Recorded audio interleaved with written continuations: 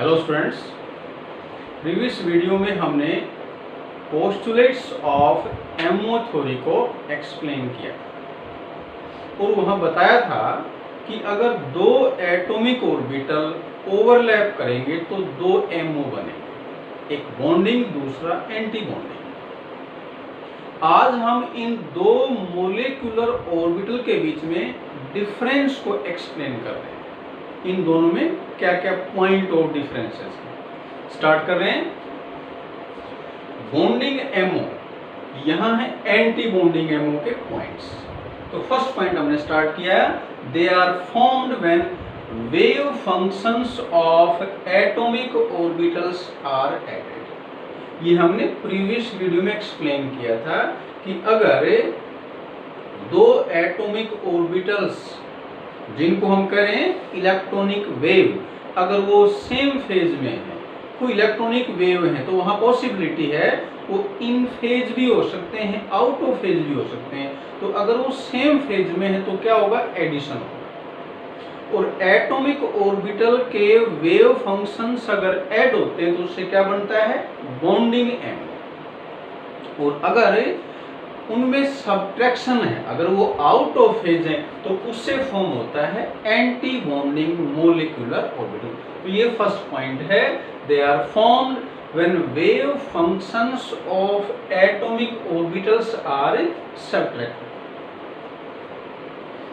Second point है, electron density increases in the internuclear reason.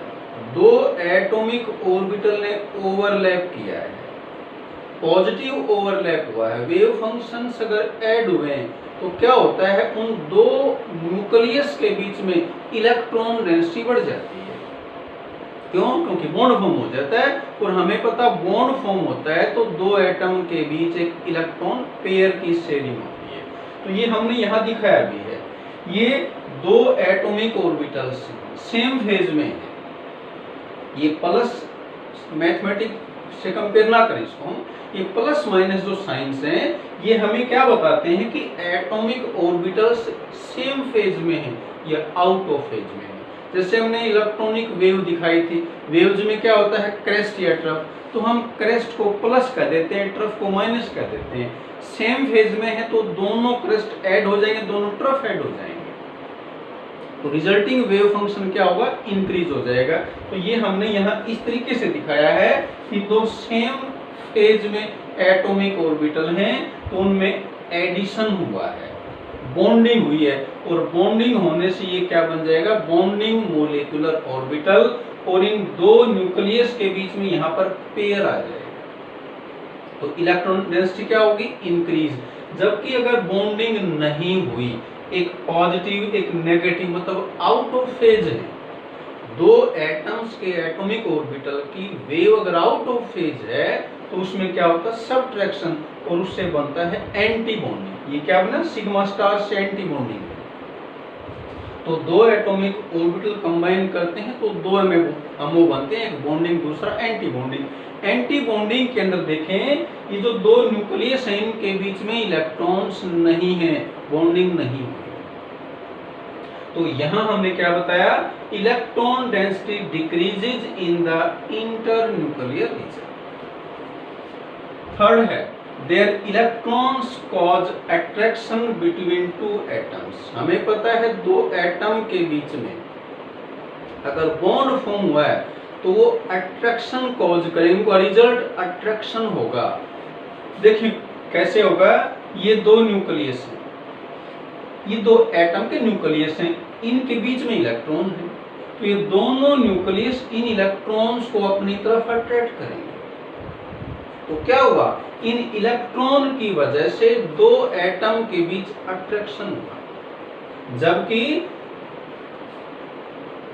Anti bonding के अंदर क्या होगा, ये दो न्यूक्लियस आमने सामने आ जाएंगे तो यहां पर क्या होगा, रिपल्सन। इलेक्ट्रॉन के बीच में नहीं है तो यहाँ पर क्या कहेंगे हम कि इलेक्ट्रॉन्स की वजह से रिपल्सन हुआ, यहाँ क्या कहेंगे, इलेक्ट्रॉन की वजह से अट्रैक्शन हुआ। नेक्स्ट है, they have lower energy than combining atomic orbitals.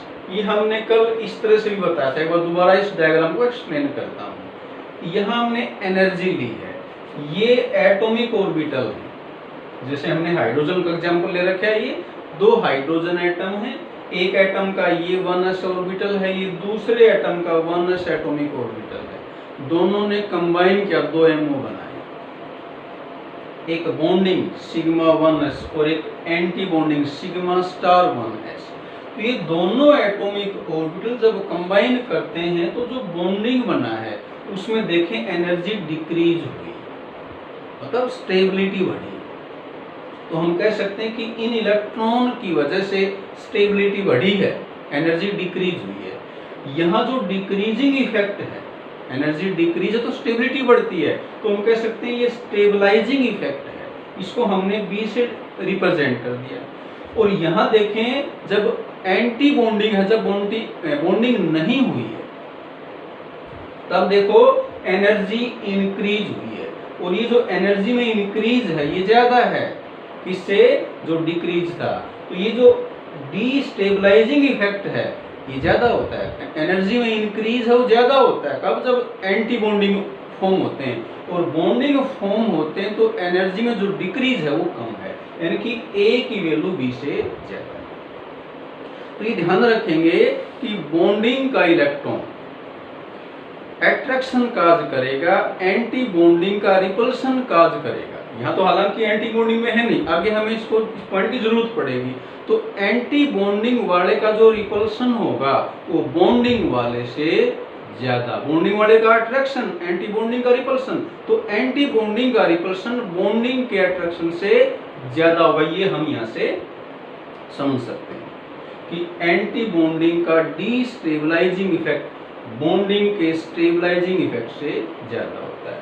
तो बॉन्डिंग है वो मोर स्टेबल है, उनकी एनर्जी कम होती है, जबकि एंटी बॉन्डिंग की एनर्जी ज्यादा है तो वो लेस स्टेबल होती है। ये हमने 4th पॉइंट एक्सप्लेन किया।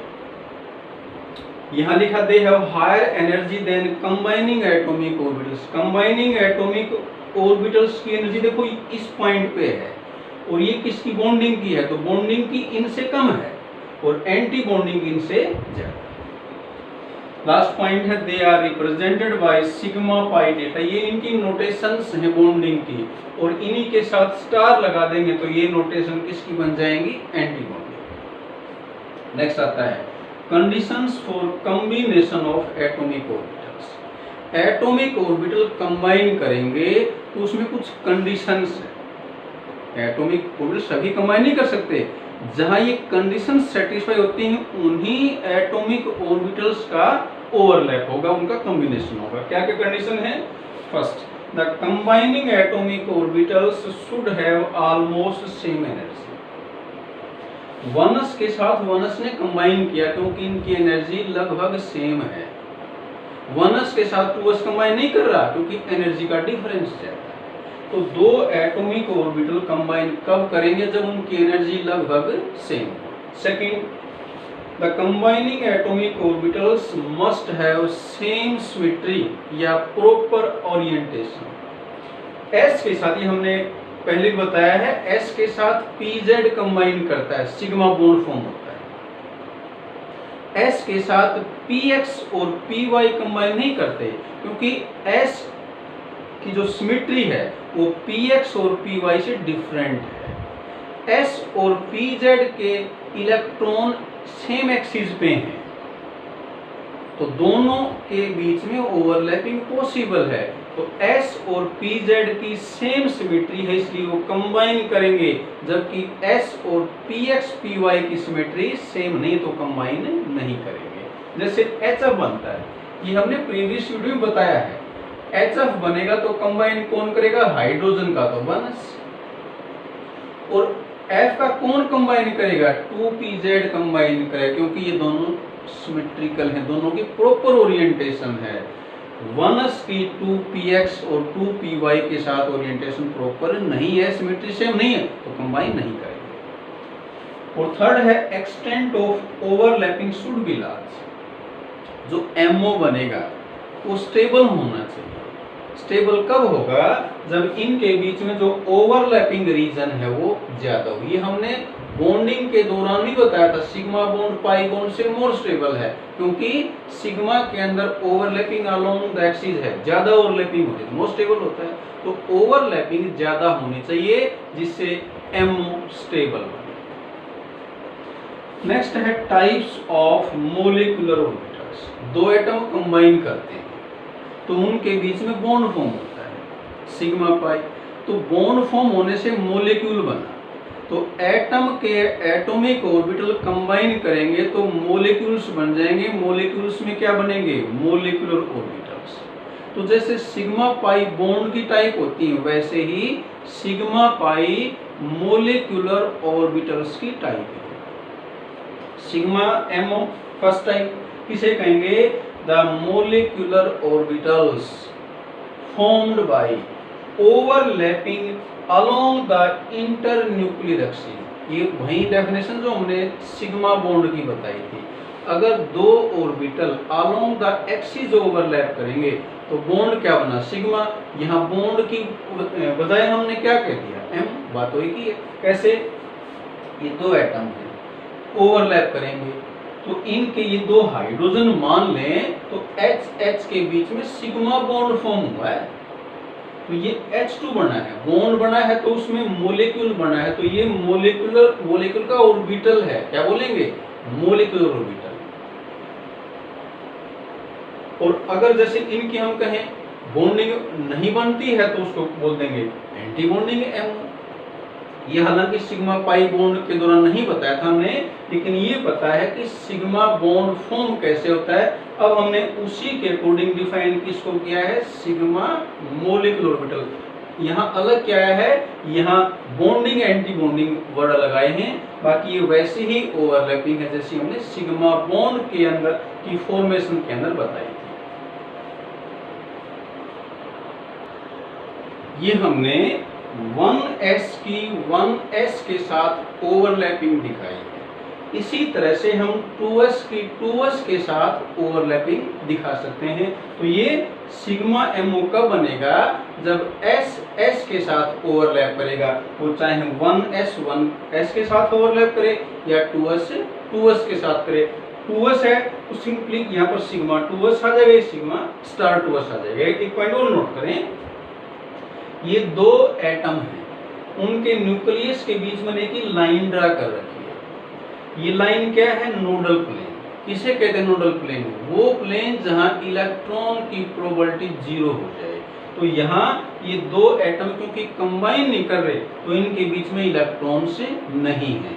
तो यहाँ हम यूं भी कहेंगे जो इलेक्ट्रॉनिक क्लाउड है वो सिमेट्रिकल नहीं है। देखें ये दो न्यूक्लियस दोनों को मिलाएंगे तो एक्सिस बन जाएगा। उस एक्सिस के अराउंड ये जो इलेक्ट्रॉन क्लाउड हमने दिखाया है ये सिमेट्रिकल है।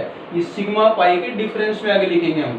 तो क्या होता है? सिग्मा के अंदर इलेक्ट्रॉन क्लाउड क्या होता है? सिमेट्रिकल। बात अभी क्लियर है? ये एक पॉइंट और क्या बताया? बॉन्डिंग के अंदर नोड्स बन भी सकते हैं, नहीं बनते, जबकि एंटी बॉन्डिंग में हमेशा नोड्स बनते हैं। तो ये बॉन्डिंग एंटी बॉन्डिंग का एक डिफरेंस और भी हम लिख सकते हैं। क्या? यहाँ हमेशा क्या बनेंगे? नोड्स। यहाँ नोड्स की फॉर्मेशन हो भी सकती है, नहीं भी हो सकती। एस ओवरलैप के अलावा सिग्मा एमओ कब फॉर्म होगा? जब पीजेड के साथ ओवरलैप करेगा। अब यहाँ देखें दोनों के प्लस प्लस आमने सामने हैं, इट मीन्स पॉजिटिव ओवरलैप है, एडिशन है। और एडिशन है तो क्या बनता है? ये बॉन्डिंग। इसको हम सिग्मा 2pz कहेंगे। ये हमने इसका रिप्रेजेंटेशन दिखाया है, दोनों प्लस प्लस थे तो आपस में ओवरलैप हुआ, और इसको हम फाइनली ऐसे दिखा देंगे। ये दो न्यूक्लियस हैं, यहाँ पर ये दोनों के एटम के न्यूक्लियस हैं। तो क्लियर है कि दो न्यूक्लियस के बीच में इलेक्ट्रॉन डेंसिटी, क्लाउड है ना, ये जो रीजन दिखा रखे हैं हमने, इलेक्ट्रॉन डेंसिटी है, इलेक्ट्रॉनिक क्लाउड है।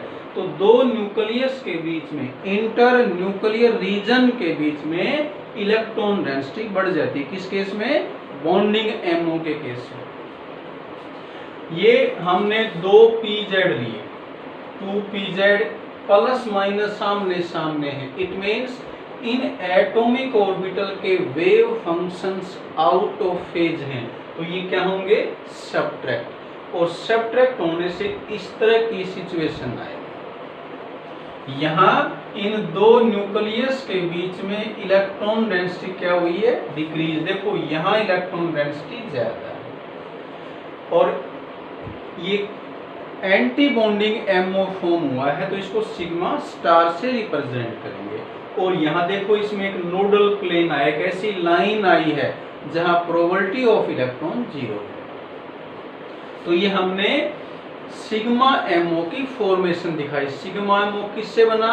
1s ने 1s के साथ ओवरलैप किया, 2s ने 2s के साथ किया, 2pz ने 2pz के साथ किया। नेक्स्ट सेकंड टाइप, पाई मोलिकुलर ऑर्बिटल कैसे बनता है? बाय साइडवेज ओवरलैपिंग, जैसे पाई बॉन्ड है सेम है ये। The MO molecular orbitals which are formed by sideways overlap of P orbitals. कौन से पी? px px के साथ ओवरलैप करेगा, py py के साथ करेगा, तो उससे पाई एमओ बन जाएगा। यहाँ हमने देखो ये दोनों केस दिखाए हैं। ये पहले लिया हमने px के साथ px, py py एक ही बात है। ये हम px दिखा देंगे तो यहाँ ये px लिख देंगे, py py सेम ऐसे ही दिखाना है। अब यहाँ देखो दोनों प्लस प्लस साथ साथ, इट मीन सेम फेज में है, तो इनके वेव फंक्शंस ऐड हो जाएंगे। तो यहाँ 2 इलेक्ट्रॉनिक क्लाउड आ जाएंगे। इसमें देखें ये प्लस माइनस और इनके बीच में एक लाइन है, तो ये क्या है? Nodal plane. अगर 2 wave functions out of phase हैं तो उसमें क्या हो जाएगा? सब्ट्रैक्शन, और उससे क्या बन जाएगा? ये एंटी बॉन्डिंग। हमने px px दिखाया तो ये px दिखा दिया, यहाँ y लिख देंगे तो y आ जाएगा। अब यहाँ देखो 2 नोडल प्लेन है, पाई स्टार 2p में 2 नोडल प्लेन है, एक इस तरह से और एक इस तरह से। नेक्स्ट लेते हैं difference between sigma and pi M. First difference, they are formed by overlap of atomic orbitals along the internuclear axis. ये कैसे बनेगा? By sideways overlap of atomic orbitals. Second, overlapping is large due to face overlap. Sigma MO की formation में overlap कैसे हुई है? Along the axis, face to face overlap कह सकते हैं। तो जो रीजन है ओवरलैप का वो ज्यादा होगा। यहाँ साइडवेज ओवरलैप होती है। साइडवेज ओवरलैपिंग हम समझ रहे हैं ना, ये 2 न्यूक्लियस हैं, इनके बीच में जो लाइन ड्रा करेंगे ये क्या आएगा? Inter nuclear axis. ओवरलैपिंग अब यहाँ हुई है, ये इसके परपेंडिकुलर है, तो इंटर न्यूक्लियर एक्सिस के जो परपेंडिकुलर ओवरलैपिंग होती है उसको बोलते हैं साइडवेज या लेटरल ओवरलैपिंग। तो ये किससे फॉर्म हुआ? लेटरल ओवरलैपिंग से। इसलिए यहाँ पर जो एक्सटेंट है, जो एरिया ऑफ ओवरलैप है वो कम होगा। थर्ड है, they consist of 1 electron cloud. Sigma के अंदर 1 इलेक्ट्रॉन क्लाउड आता है, जबकि पाई के अंदर 2 इलेक्ट्रॉन क्लाउड आते हैं, एक बिलो द एक्सिस और एक अबव द एक्सिस। फोर्थ है, electron cloud is symmetrical about the inter nuclear axis. ये सिमेट्रिकल है, जबकि यहाँ पर क्या आ जाएंगे? अनसिमेट्रिकल। सॉरी, ये मैंने पाएगा सिग्मा के अंदर ये क्या होते हैं? सिमेट्रिकल। देखो कैसे है, ये 2 न्यूक्लियस हैं, इसके बीच बीच हम लाइन ड्रा कर देंगे तो वो क्या आ जाएगा? Inter nuclear axis. Electron cloud उस एक्सिस के जितना ऊपर है उतना ही नीचे, जबकि यहाँ पर ऐसा नहीं है। तो ये हमने एक्सप्लेन किया difference between sigma and pi M.